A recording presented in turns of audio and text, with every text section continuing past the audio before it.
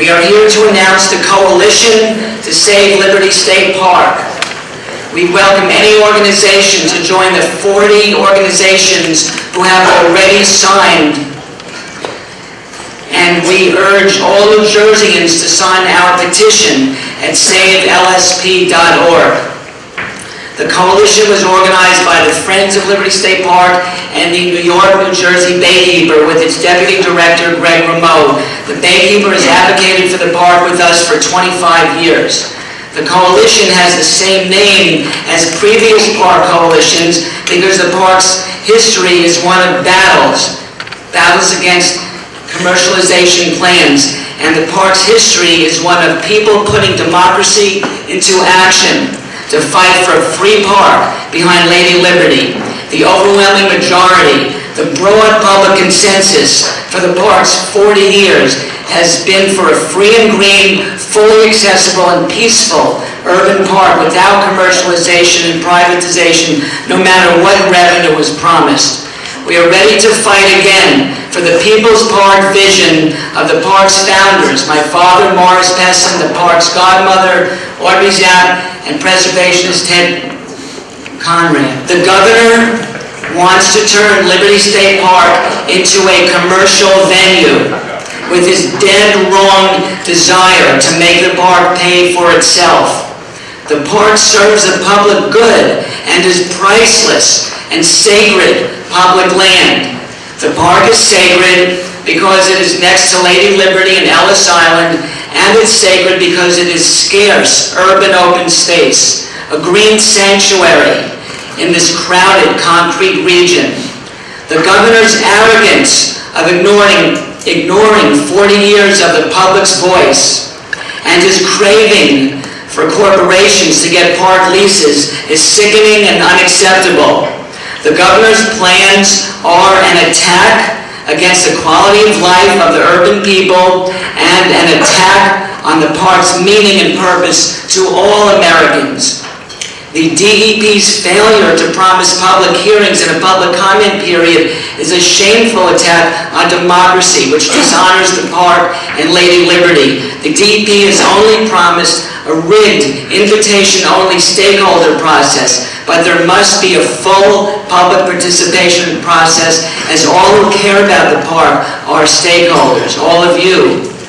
The proposals, which include a hotel, commercial amphitheater, music park, second marina, leasing out waterfront lawns for way too many large-scale events, would severely harm public access and peacefulness by causing inevitable traffic jams on already crowded non-winter weekends, and also by taking away open space and giving away the historic landmark terminal and sheds. Many people would be fine with appropriate small-scale privatization, such as a terminal cafe, winter skating rink, food carts, kayak rentals, continuing bike rentals, continuing periodic weekend festivals approved by park staff. 2016 non-winter weekends are already almost fully booked with special events, which are primarily charity events. The DEP's development proposals report is full of misinformation and nonsense. There is a false and fact section on the petition website of savelsp.org, and I'll just touch briefly on a couple of their lies. They say they're only contemplating 38 acres of 1,600 acres, but the park is 1,200 acres, 600 of land, and 600 acres of water and marsh. The planned interior natural area is 240 acres of the 600. Not counting buildings, roads, parking lots, Liberty Walk, already leased lands, uplands of 2 existing natural areas, etc. The 38 acres they are targeting is a much higher percentage of available open space, and they fail to account for the unavoidable weekend traffic jams. The DEP asserts that the park is underutilized, but we all know that's hogwash, as 4.5 million come each year, and the park is jam-packed on non-winter weekends. Lastly, it's ludicrous spin that the park has a deficit. How can a park have a deficit? Lawns, picnic areas, paths, nature, trees, and playgrounds are not supposed to make money. The park has $3.5 million a year in operational costs and actually raises $1.5 million a year. So the park only needs $2 million from the $39 million legislative allocation for all state parks. $2 million, a small fraction of the state budget. This People's Park is at a major crossroads. And in the words of Bruce Springsteen, there will be no retreat, no surrender when protecting Liberty State Park on behalf of future generations. Quick thank yous and recognizing some of the additional stakeholders that have been part of making Jersey City special, particularly this part. I see we have Liberty Humane here. I see we have JC Bikes here. I see we have the Parks Coalition President, Laura Scolar here, who's been an advocate for open space, and of course, Friends of Liberty State Park. And I'd be remiss if I didn't give a special thank you to Sam Pessin, whose family is the reason that this park is here. And what I don't think that Governor Christie recognizes is that while Sam Pessin is not the biggest of guys, he is undefeated against governors who have engaged in this. It's not the first time that Liberty State Park has been under attack. We've seen it before from golf courses to water parks to racetracks. And every time we push back fiercely and aggressively because we recognize that this is a gem and a jewel, not only for Jersey City, but for the entire state of New Jersey. With Sam and the superintendent of this park, we have been expanding the programming here over the last 2.5, 3 years, inviting tens of thousands of people to events. Just a couple months ago, we had the Top 100 here with 20,000 people and 20,000 families, members as a part of it. Liberty State Park is our home for the 4th of July. We will have 100,000 people here this year on the 4th of July visiting the park from all over the state of New Jersey. And what's proposed here will change the character of the park. There's no question about it. And we intend to push back fiercely. Now, some of you could say, what can you do against these sort of things outside of advocating for this? And the reality of this situation is that our best asset is that the governor's tenure is limited to 2 years. And our court systems move very, very slow. And I tell you that any prospective bidder, any prospective vendor who thinks that they will bid on a proposal from Liberty State Park without pushback from us, they're mistaken. So when they submit those proposals and they submit those paperwork thinking that there will be an avenue for them for a business opportunity here, they should recognize that there will be pushback from the city. I'm sure there will be pushback from the state. And they should recognize that their support from the governor is only for 2 years. The mayor, Senate President, the senators, Assemblyman Kurji have taken direct action immediately when we called upon them, or Sam said, hey, look, something's going on at the park that's threatening the public trust. Sam introduced the mayor. I had the pleasure of introducing the Senate President. When the Meadowlands Consolidation Act went through, Governor Christie said, well, I'm not going to pass that act unless you put language about Liberty State Park in so that the Sports and Exposition Authority can have some control over the park. And as park advocates, we went crazy because Liberty Park's not even in the Meadowlands. That bill had gone through. We talked to Senator Sweeney, and he said, well, this is wrong. We didn't know that. And he immediately went in the cleanup bill with Senator Cunningham to try to remove Liberty State Park from that legislation. Also, Senator Cunningham and Senator Sweeney wrote letters calling for a full public process, not this bogus stakeholder hearing that DEP does these days where they select who goes there and exclude the public and have no meeting, and it's a true public hearing. So with no further ado, thank you so much, Senate President Sweeney. Parks, as my friends in government know, do not make money. Nor should they. That's not the purpose of them. It's part of the quality of life that we enjoy here in New Jersey. And here's something me and the mayor agree on very strongly. This governor's got 2 more years, less than 2 years. There is no way we are going to stand by and let something happen with those 2 years. I know it's unusual for Democrats, but when we get together, we're pretty good at it. Also, I just want to let you know that we've gotten notice from the commissioner. We had sent Commissioner Martin a letter saying we wanted a transparent process. He's agreed to that. He's agreed to public hearings, and that's great. But again, in 2 years, there'll be a new administration here, whoever that is. But I can tell you one thing, I know we're all committed to ensuring that this park stays the way it is, pristine. And I want to thank my Senate colleague, Sandy Cunningham, because she has been, and Loretta Weinberg, because they have Listen, man, it's not easy being a guy with these ladies. I might be the Senate president, but they are tenacious in their beliefs and their fight. On our behalf.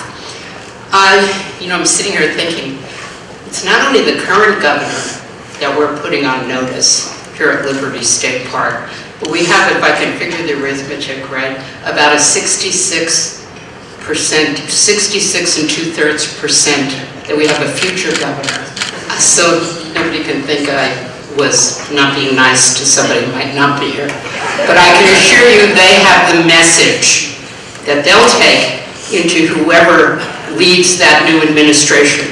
We will have a different governor in 2 years, and Liberty State Park will remain a park, a national monument to the residents of the state of New Jersey for everything that it stands for. We are not going to privatize it. We're not going to expect it to make a profit. I think I probably heard from it was probably his dad, when I first came into the New Jersey State Assembly in 1992. And the Pessin family has been a part of my legislative career ever since then. And I always knew I could always depend, if there was ever a threat to 10 feet of where we're standing now, he would be on the phone to me.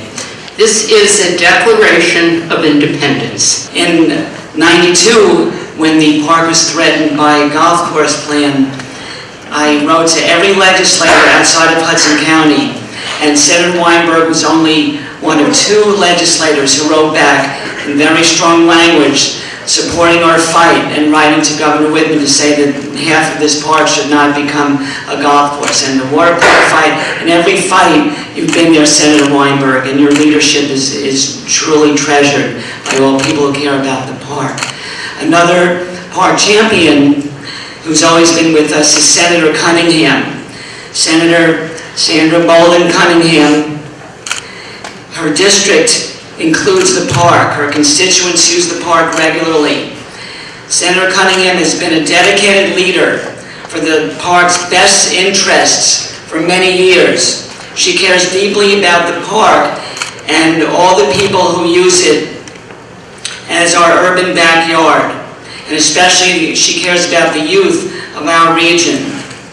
She knows that this park is treasured urban open space and is a critical asset to our city, our state, and our nation. I started looking at the history of the park the other day just to see what's been going on with this park forever. And ever since Morris Pessin got in his little boat and paddled over to the shores of New York and came back, we've been fighting for this park. It is truly, truly a people's park. We're in an urban area where if you go out of this park and you find yourself on Johnson Avenue, you will find that there are older homes there, and most of them don't have backyards. Or you'll find, if you go out another way, condos where there are no green space. We talk about how young people in urban areas get in trouble. They get in trouble because they don't have any place to go. How can anyone seriously talk about crime or young people who aren't doing anything? And one of the places they can go to be themselves, to have a little bit of freedom, to be active, are our parks. It doesn't make sense. This park, although I don't run here anymore every day, Mayor, I used to, but I bicycle through the park all through every summer, Sundays in the summer. But what I see are people who come to the park, they lie on the grass, they bicycle, they run, they walk. I see kids racing around the park. They're enjoying the park. This is a vital part of our Jersey City community. Aside from Jersey City, it is a vital part of the state of New Jersey. This is the park. I was talking to someone yesterday, and he was telling me, boy, the concerts in that park. Because it's real. This park is just not sitting here where no one comes in other than the Friends of the Liberty State Park. Other people come in the park from around the state. Our concerts are well known. The 4th of July event last year was phenomenal. But people on a regular day in a non-winter month or day, you will see people alive and well being active in this park. This park needs to be saved. It is going to be saved because we have invested in it all these years and we're not about to give up on our investment now. If there is going to be a battle to save this park, we're all in it together. Mayor Fulop and I both participate in Tough Mudders and triathlons here at the park. The difference is he runs them. I meet him at the end with a golf cart. I get there faster. So, where we stand today, this was a result of 2 decades of hard work before it came to fruition by Lawrence Pessin, Audrey Zapp, and Ted Conrad, visionaries who took wasteland. We stand on wasteland. These were abandoned rail yards and decaying, deteriorating piers, and they said the people of Jersey City, the people of our state, the American people, deserve something better here. And so this rare open space jewel in one of the most densely populated counties in the country and the most densely populated state in the country was born, a national treasure. We stand here today in what is a free, open, urban green oasis, and I stand with Mayor Fulop and my colleagues in the legislature to tell you that that is what it will remain. Sam Pessin and the Friends, they've never, and we don't, oppose small-scale amenities and reasonable improvements that are consistent with the vision of the park's founders.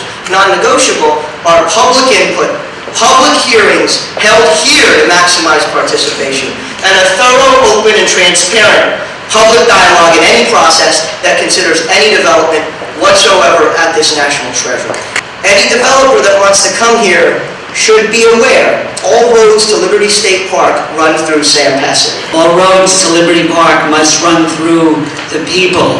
There have been massive grassroots efforts many times before, and we need it now more than ever with this arrogant my way or the highway governor. And we certainly will need people's involvement with petitions, with public hearings, with whatever events that we will be planning. We must express ourselves with letters to the editor and with your contacting your legislators around the state. A dedicated force. We need to go forth and spread the word and let people around our state know that we need to get involved and protect this park for future generations. And one former commissioner of the DEP once said, any proposal for the park must depend on a broad public consensus. And the broad public consensus has always been for a free and green park behind the Statue of Liberty. And I feel Trenton, the DP, they're afraid of the people. I'm glad to hear Senator Sweeney got word from the commissioner that he will provide public hearings, and they must be held in the concourse of the railroad terminal. That's the only place where several hundred people would be able to be held, and that can't happen until the springtime.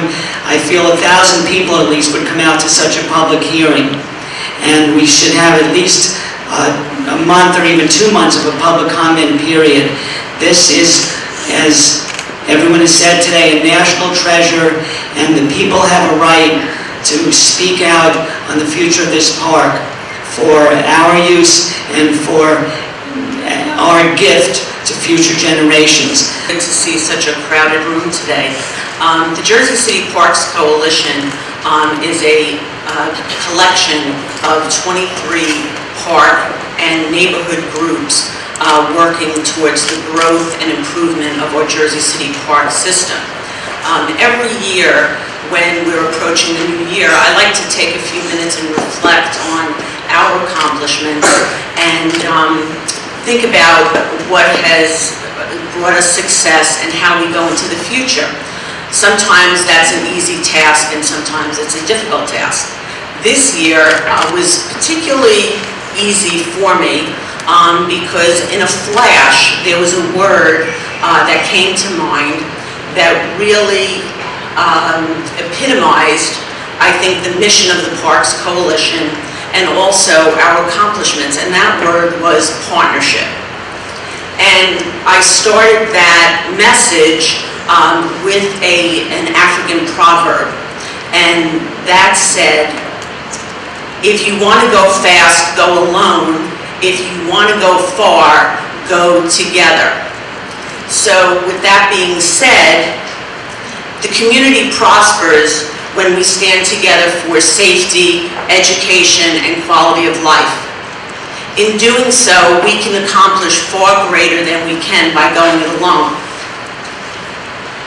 So we need to come together now to protect Liberty State Park, but not only to protect Liberty State Park and open space, we need to protect our communities. And when I say our communities, I don't mean our Jersey City community. I don't mean the communities throughout Hudson County. I mean every community in the state of New Jersey. As president of the Jersey City Parks Coalition, we know and understand that if Liberty State Park is given over to privatization, then every open space and park land in this state is at jeopardy. I'm Greg Remote, Deputy Director of New York, New Jersey Baykeeper, along with Sam. We're both board members. We're on the Public Advisory Committee of Liberty State Park. It met 2 to 3 times a year, every year, for almost a decade, and has not been called to assemble once during the Christie administration.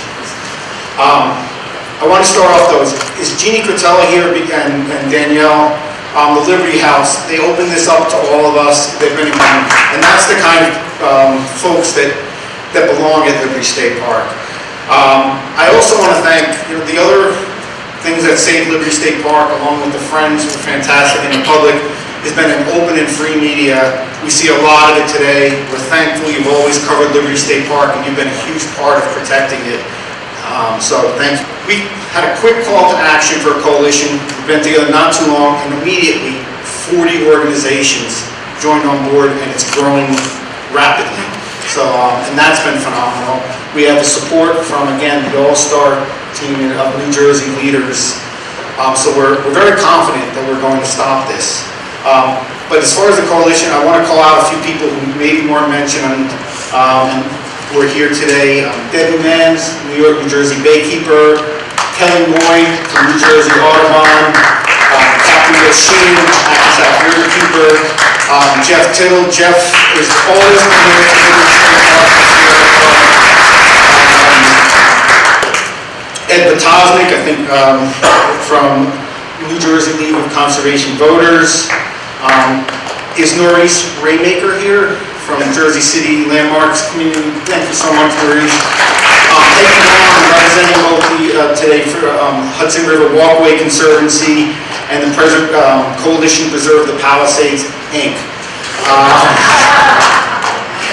Alana Lopez from the New Jersey Tree Foundation. Sarah Schultzer from Jersey City Environmental Commissioner. Christopher Perez, founder of Bayside Park Neighborhood.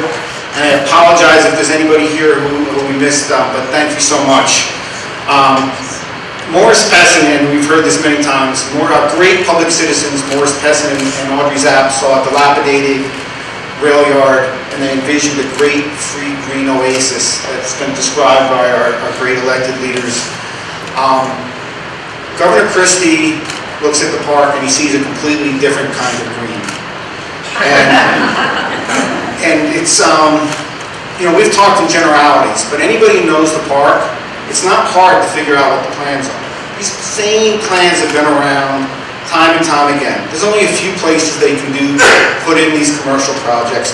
We know what they are, and we know exactly what is at risk. I'll break it down. Right now, behind the train sheet, we have historic railroad terminal. It does need work, but how would a hotel help that? A hotel would remove it. They want to put a hotel where the historic train terminal is. They want to put a parking for that hotel where there's a festival field behind the train terminal. They want to move Camp Liberty, the arts camp for the communities around Jersey City, and put in a private amusement park. They want to take a field they call wasteland, a field, an area that's dedicated for an open playing field, soccer field, outdoor for everyone to play sports. They want to put a sportsplex where you have to go indoors and rent for $200 an hour in a park. You're supposed to come here and have a carefree day. They want to put a marina on the south side, a private marina on the south side of the park. We have a wonderful marina right here on the north side of the park. The south side has the picnic areas, a public boat launch, it has the fishing jetties. Those are all the amenities that people use. Why would you block that off? And as Sam says time and time again, perhaps the greatest threat is taking away the control of large events from the wonderful staff at Liberty State Park and handing them over to a large commercial promoter. We have concerts, as Senator Cunningham said, and others, and Mayor Fulop, and Tough Mudder, Mayor Fulop was a huge part of. Those were wonderful events. No one's saying don't do those events. Keep having them. Keep having concerts. But break them down. You don't need a band shell, and you don't need to hand it over to Clear Channel or somebody else. And it even says in the report, the recommendation, so they can maximize ticket prices and events. That's not what this park is about. That will take away parking spaces. If you try to go to the playground, you have to drive to it. Because one thing that we didn't hear, let's make no mistake, this is not a revenue plan, park revenue plan. It's not a park improvement plan. They didn't talk to the park staff. They didn't talk to the public. It's not a park revenue plan that they claim. There's no financial studies. There's no numbers to back up what they want. They hired consultants to walk people with developers around the park and said, what do you want to lease out? That's how it worked. You can check. And so what's going to cost, if they lease out to commercial promoters, you're not going to be able to get to the playground park. You're not going to be able to get to the barbecue areas. It's going to be shut off during these large events, which are going to be during the summer weekends when it's most important. And no, Governor Christie, it's not time for a little traffic jam at Liberty State Park. Because that's exactly what's going to happen.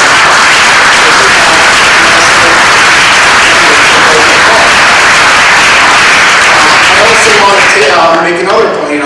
Governor Christie is saying, and through his lead guy, Lou Valente, who's a special commissioner who answers only to the commissioner, very, very much like David Wild's.